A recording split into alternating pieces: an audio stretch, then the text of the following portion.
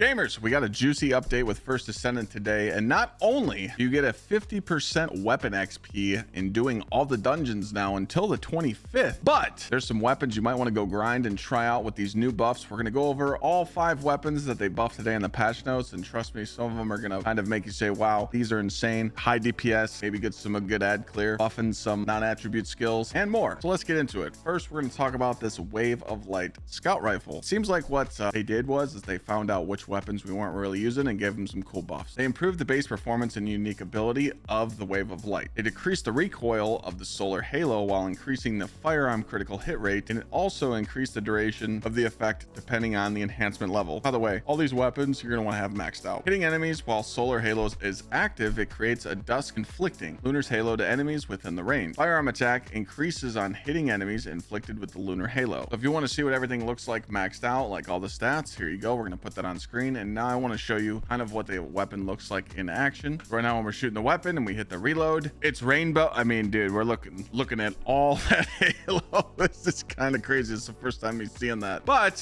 when this perk is activated, it could do some cool things, some crazy crit. Do I think this weapon's going to be busted? I think you're going to have to invest in the magazine, but man, it looks cool. It looks sweet. Right here, we just took it into the outpost and wanted to see how it was like performing, you know, in the real world. Is it easy to use when you're trying to shoot enemies with it? And yeah, it's pretty dope. I mean, it's cool. Like I said, no mods on any of these weapons, so you're gonna have to invest some catalyst, but just wanted to show you base damage. Again, it's a visual clutter, but I think it's cool, and it's a cool buff for the weapon. I could definitely see it being used down the road. Up next, we got the Kingsguard Lance. This thing is very cool. Improved the base performance of the unique ability of the Kingsguard Lance, obviously. Increased the base fire rate of Kingsguard Lance while decreasing the base time it takes to charge, so it's going to charge quicker. You can place up to 3 Guardian Lances, and the Lances automatically attack enemies within the damage range. 3 turrets at once, tick damaging, and it's going to scale with your abilities and more. The damage interval of the Guardian Lance is now affected by the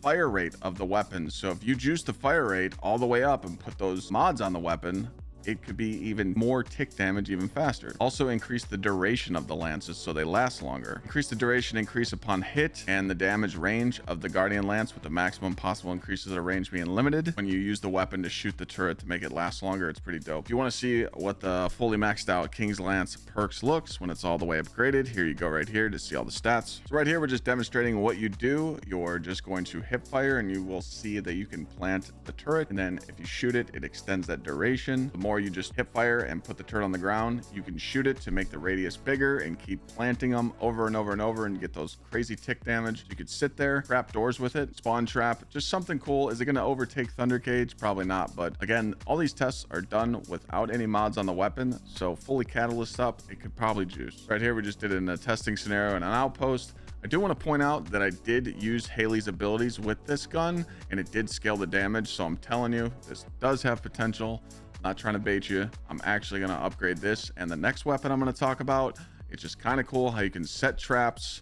It kind of just reminds me of like Destiny 2 reference here, Anarchy. Traps on the ground, you know. I would definitely check this weapon out, right? Get some cool tick areas going. Could be a cool swap weapon. Next up is the Executor. Now this shotgun definitely has potential on Glaze and other characters where you can just have high output damage on your firearms. Could be baking some bosses with it. I guarantee you'll see some clips tonight. They improved the base damage performance of the unique ability of the Executor shotgun, increased the base hip fire accuracy and aim shot accuracy of the Executor. When the Executor's exaltation effect is active, failing to hit all fired bullets will no longer decrease the amount of stacks. Decreases the maximum of stacks of the Executor's exaltation effect, and firing the gun at maximum stacks will no longer disable its ability. Also increase the accuracy and the firearm critical hit rate based on the adjusted maximum stacks of the Executor's exaltation effect. Firearm critical hit damage and fire rate are also increased now. The Executor's exaltation effect at maximum stacks now increases weak point damage instead of firearm attack. Now you're starting to see it, right? Just hit your 3 on your glade and call it a day. Firearm attack is no longer increased when hitting enemies inflicted with electrocution. If you want to see what the weapon looks like all maxed out, all upgraded perks, here's the stats for you, showing the weapon in the testing facility. As you see, after this first shot hits, you start seeing it ramp up and start getting all those nice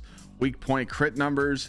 That's what we like to see on the weapon. What I just noticed here on this second clip too, watch how every bullet goes up in damage. So that's definitely showing how it's ramping up. So I'm telling you, Glay, this might juice. I just wanted to take this in the outpost, see how it's gonna, you know, work. So again, like a perfect scenario like this, I know this isn't a boss or anything, but if you just run up on a boss and you start hitting those shots, get it ramping up and getting that perk going, you can take out those weak points quick. I'm probably gonna max this shotgun out and do some boss kills with it. So, but just wanted to give you, you know, a test scenario of how it's gonna work. And you're just running up on something, get it ramped up, get those stacks going, and yeah, just unleash damage. Next up is the Peacemaker. They improved the base performance of the unique ability of the ultimate weapon, Peacemaker. The single reload for Peace effect is now also granted when using a fusion skill. Hello, Valbies. The skill cost of the single reload for Peace effect now decreases depending on the enhanced level. It will go to 0%. I'll show you the screenshot of it maxed out. Increase the non-attribute skill power per stack of the single reload for Peace effect.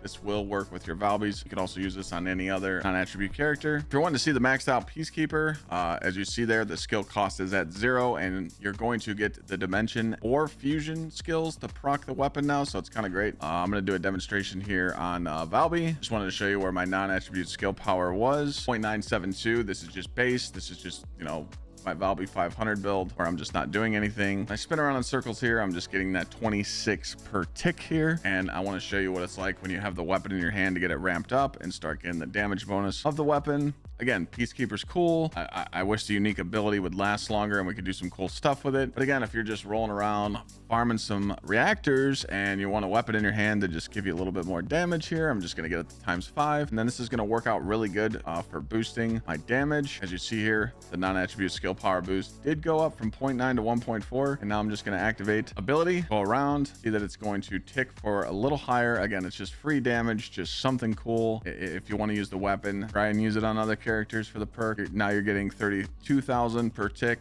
Again, just something cool that they added it to make the weapon maybe usable. You could definitely play into your abilities more and make this jump in damage, but overall I think it's a good change for people that have the weapon. We're going to be doing a lot of reactor farming obviously, so hey, free damage, we'll take it. And finally, we're going to talk about the Excava, the season pass assault rifle. The base performance of the unique ability got buffed. It decreased the maximum stacks of voltage charge depending on the enhancement level in order to grant the energy grenade. I can tell you right now at max, leveled up all the way, the unique ability being maxed out. Every 15 shots you get the grenade now, so it's kind of nice. Increased additional damage for shooting while aiming when the energy grenade effect is active depending on the enhancement level. So when you hold down the button on the weapon and you just shoot it, it will you know, do more damage when it hits. Slightly increases the projectile size of the grenade, so it's got a little bit more of a boost. I didn't really see it, but chat's like, hey, I saw the AoE tick. And then increase the electric resistance, decrease of the voltage accumulation effect depending on the weapon. Here's the stats of the weapon all maxed out, just so you can see what it looks like with, you know, max stats. So what I was doing is I was using it on my Glade just to test some stuff out, and as you can see here, every 15th bullet it loaded the grenade. I shot it. I was like, all right, cool, what else can it do? And I'm just gonna hold down the bullets and just see what it looks like when it's shooting. Obviously it has no mods on it, so it's not gonna hit that hard, but again, you just chaining it, doing the AoE explosion and proccing that every 15 shots is kind of nice. Now we want to see if it still worked with Clay. Can we still do the unlimited grenade launcher shots? It is a thing. All you have to do is